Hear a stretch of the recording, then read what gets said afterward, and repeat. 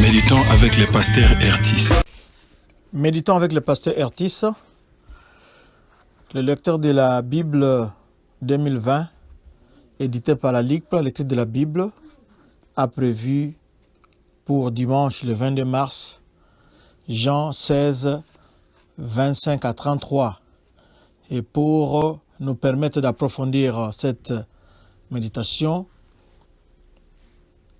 il nous a été proposé quelques questions. La première, y a-t-il une promesse? 2. Quelle vérité Dieu me révèle-t-il? 3. Quel verset m'interpelle le plus? 4. Pour ma prière, y a-t-il quelque chose que Dieu me montre, dont j'ai à me repentir, auquel croire et obéir, pour lequel le remercier et le louer, pour lequel lui formuler ma demande? Dans notre texte d'aujourd'hui, Jésus-Christ parle ouvertement de sa mort et de sa résurrection et de son avènement. C'est la suite du texte d'hier. Prions. Père Tout-Puissant, nous te bénissons pour ta parole. Nous avons besoin du Saint-Esprit pour nous conduire dans toute la vérité, car sans lui, nous ne saurons rien comprendre. Ouvre-nous l'esprit maintenant, au nom de Jésus-Christ. Amen. Shalom bien-aimés, bon dimanche. Je vous salue dans le précieux nom de notre Seigneur et Sauveur Jésus-Christ. Commençons cette méditation par rappeler le verset du mois. C'est Jérémie 29, 11 à 14. 11. Car je connais le projet que j'ai formé sur vous, dit l'Éternel, projet de paix, non de malheur, afin de vous donner un avenir et de l'espérance. Vous m'invoquerez et vous partirez, vous me prierez et je vous exaucerai. Vous me chercherez et vous me trouverez si vous me cherchez de tout votre cœur. Je me laisserai trouver par vous, dit l'Éternel, et j'y ramènerai vos captifs. Je vous rassemblerai de toutes les nations et de tous les lieux où je vous ai chassés, dit l'Éternel, et je vous ramènerai dans les lieux d'où je vous ai fait aller en captivité. C'est Jérémie 29, 11 à 14. En ce qui concerne le texte d'aujourd'hui, nous allons commencer au verset 26. Le verset 26 nous dit ceci, nous le lisons. En ces jours, vous demanderez en mon nom, et je ne vous dis pas que je prierai le Père pour vous. Ça, c'est les messages que nous retrouvons au verset 26. Parce que Jésus nous pardonne nos péchés à cause de sa mort, et maintenant il est assis à la droite du Père et il intercède pour tous les croyants. D'après Hébreux 7, 25. Maintenant, nous avons un accès direct au Père. Nous n'avons pas besoin d'intercession d'un prêtre, parce que Jésus-Christ lui-même, c'est notre grand prêtre et il se tient devant Dieu pour intercéder pour nos besoins, intercéder pour nous. Par exemple, dans ces temps difficiles avec le coronavirus, nous n'avons qu'à nous appuyer sur Jésus-Christ qui intercède pour nous devant le Père pour que cette calamité puisse passer loin de tout le monde et surtout loin de ses enfants.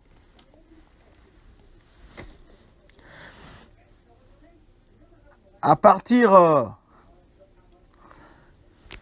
de ce verset-là, 26, nous allons progresser vers le verset 27.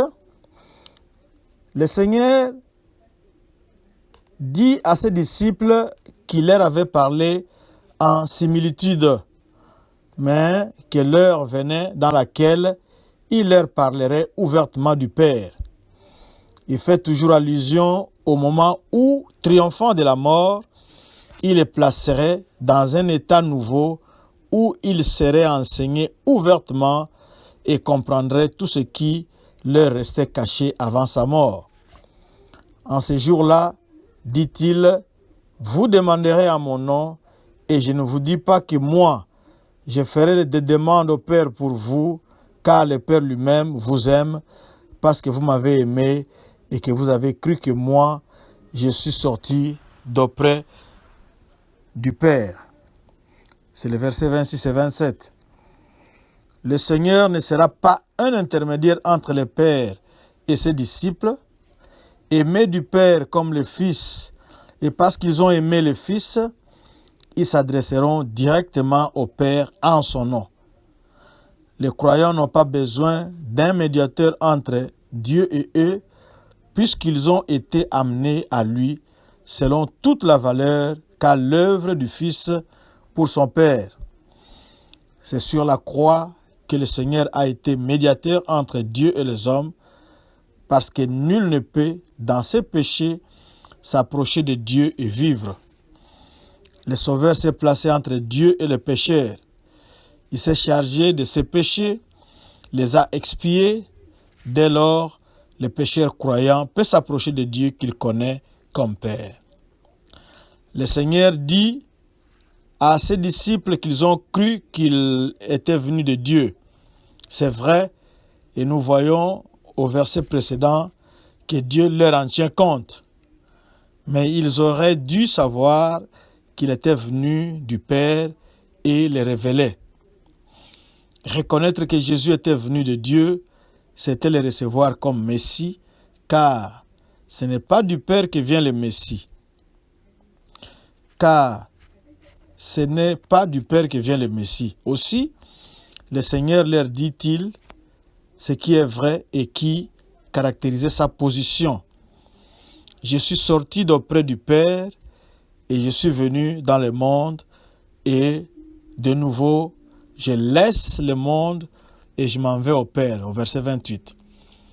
Il était venu du Père qu'il avait révélé et après avoir accompli l'œuvre par laquelle il plaçait dans la même relation que lui ce qu'il avait reçu, il retournait au Père.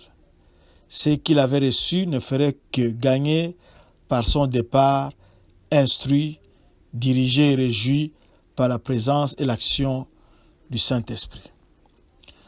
Les disciples pensent comprendre ce que Jésus leur disait, mais ils ne le pouvaient alors. Ils disent, « Voici, maintenant tu parles ouvertement et tu ne dis aucune similitude. Maintenant, nous savons que tu sais toutes choses et que tu n'as pas besoin que personne te fasse des demandes. À cause de cela, nous croyons que tu es venu de Dieu. » C'est au verset 29 et 30.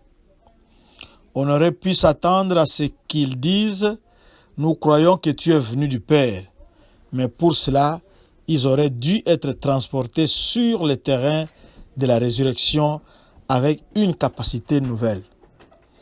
Jésus leur répondit, « Vous croyez maintenant? Voici, l'heure vient et elle est venue, que vous serez dispersés chacun chez soi et que vous me laisserez seul. Et je ne suis pas seul, car le Père est avec moi. » Versets 31 et 32. La foi que les disciples pensaient avoir ne leur donnerait pas la force de suivre le Seigneur dans l'heure qui s'approchait. La même nuit, ils allaient être dispersés. Ils allaient laisser le Seigneur seul capable de soutenir le combat qui permettrait de placer les siens de l'autre côté de la mort sur le terrain de la rédemption avec lui-même ressuscité. Mais le Père serait avec lui. Au dernier verset, le Seigneur prend pour ainsi dire congé de ses disciples. Je vous ai dit ces choses afin qu'en moi vous ayez la paix. Vous avez de la tribulation dans le monde, mais ayez bon courage. Moi, j'ai vaincu le monde, d'après la version d'Arby. Ça, c'est le verset 33.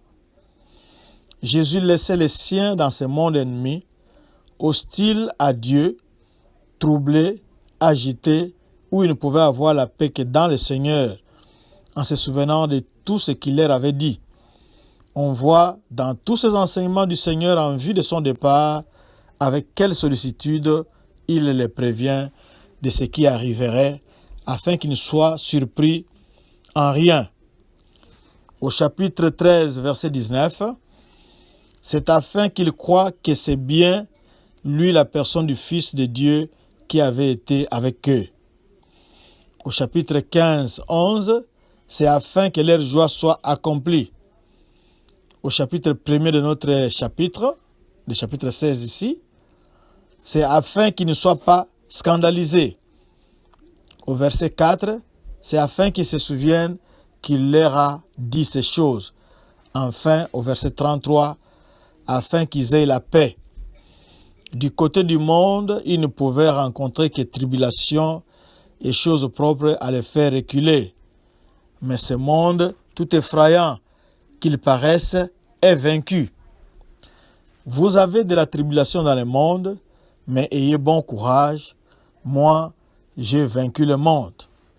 On ne peut avoir la paix qu'en celui qui a vaincu le monde en le traversant comme homme du ciel. Il est resté en dehors de tout ce qui le caractérisait, sans jamais se laisser influencer par aucun de ses principes. Il a pu dire, le chef du monde vient et il n'a rien à moi. La victoire du chrétien s'obtient non en combattant le monde, mais en fuyant le mal. Seul Jésus peut marcher en vainqueur de ce monde, manifestant toujours ses propres caractères d'homme céleste, obéissant. Placé dans la position que lui, avec la même vie, nous pouvons le suivre dans le chemin qu'il nous a tracé et comme lui, remporter la victoire. N'a-t-il pas dit « Ayez bon courage, moi j'ai vaincu le monde ». L'apôtre Jean dit dans sa première épître, chapitre 5, versets 4 et 5, « Tout ce qui est né de Dieu est victorieux du monde. Et c'est ici la victoire qui a vaincu le monde, à savoir notre foi. Qui est celui-ci qui est victorieux du monde, sinon celui qui croit que Jésus est le Fils de Dieu. Le monde est demeuré tel qu'il était lorsque le Seigneur l'a quitté. Il n'a pas changé pour nous. Souvenons-nous enfin d'apprécier les ressources mises à notre disposition pour les traverser comme lui. Le discours du Seigneur à ses disciples en vue de son départ se termine avec ce chapitre. Il leur a dit tout ce qu'ils pouvaient supporter avant de recevoir l'Esprit Saint. Le chapitre 17 nous fait assister à la sublime prière que le Seigneur adresse à son Père en lui remettant ceux qui avaient reçu ses paroles et cru qu'il l'avait envoyé. C'est la fin de la portion qui a été réservée pour aujourd'hui et c'est aussi la fin du chapitre 16. Nous voulons prier, mais nous savons en quel temps nous sommes maintenant. Notre pensée s'en va d'abord aux malades, partout où ils se trouvent. La main de Jésus-Christ n'est pas courte. Lui qui est le médecin par excellence et lui qui nous a donné le médicament par excellence, à savoir son sang précieux qui a été versé sur la croix, peut les guérir. Et nous prierons aussi pour tout le personnel médical, partout où ils sont, que Dieu les protège parce qu'ils sont au front, en première ligne, cherchant à lutter contre ces virus. Prions. Seigneur, tu nous as dit dans ta parole maintenant que nous pouvions adresser des prières en ton nom. Nous savons que tu es fidèle et que tu tiens toujours tes promesses. Nous sommes bénis du fait que toi, notre prêtre, tu es assis à la droite du Père et tu intercèdes en ces moments pour nous. Nous demandons à ce que cette maladie du coronavirus soit neutralisée en ton nom glorieux. Nous te prions que tu guérisses tous les malades partout où ils sont. Ce sont des hommes et des femmes que tu as créés à ton image.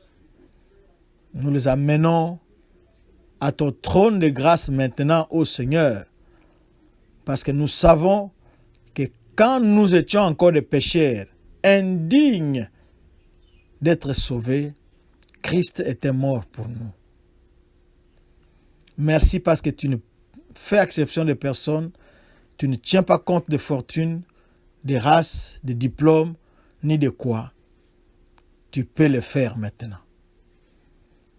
Guéris tous ces malades et protège tout le personnel médical engagé au front pour ta seule gloire. Nous avons prié par Jésus-Christ, qui est notre prêtre, notre Seigneur et Sauveur. Amen. Shalom, shalom. Notre adresse, Doxadeo Lushi sur Facebook, Doxadeo Lubumbashi sur Twitter et YouTube, www.églisedoxadeo.com.